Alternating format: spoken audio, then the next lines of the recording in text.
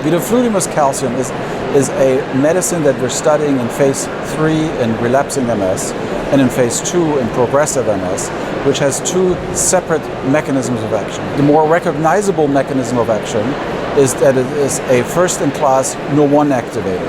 Nurr1 is a target that is known as a neuroprotective target across several neurodegenerative diseases, but also has more and more data in multiple sclerosis.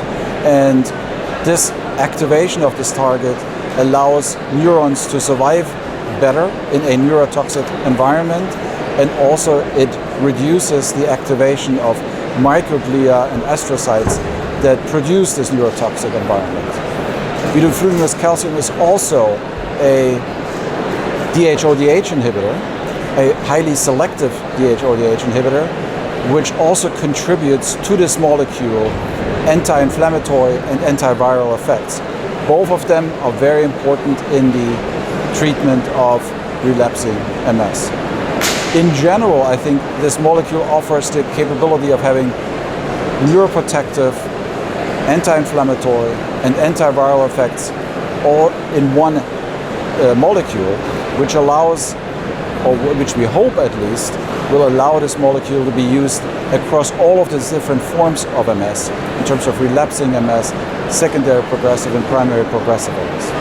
That's the hope that we have, and we're basically studying this in different clinical trials going forward. The CALIPER trial is a phase 2 trial in progressive MS, enrolling patients with both primary progressive MS and secondary progressive MS, with a primary outcome looking at whole brain atrophy, looking to slow the progression of whole brain atrophy in progressive MS.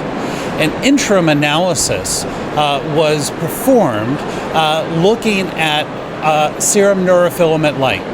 This was an interim analysis to get a gauge of whether this trial was on track, whether things looked to be going in the right direction with this serum biomarker, serum neurofilament light.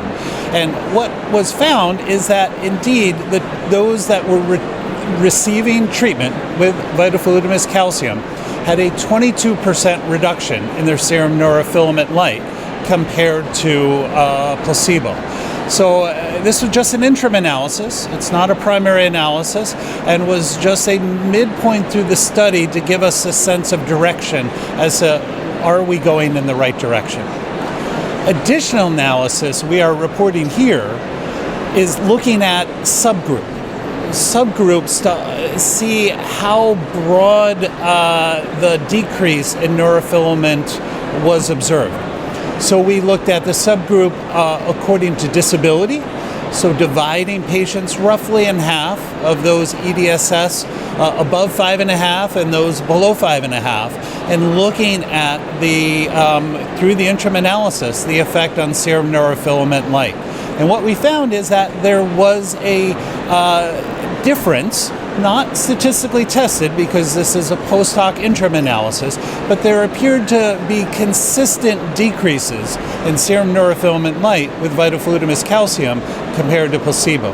Another subgroup analysis that we reported here is dividing patients according to age, looking at the upper end, those over 55, and looking at the lower end, those under 45. And again, we saw consistent trends of reduction in serum neurofilament light in the Vidofludimus calcium treated patients compared to placebo.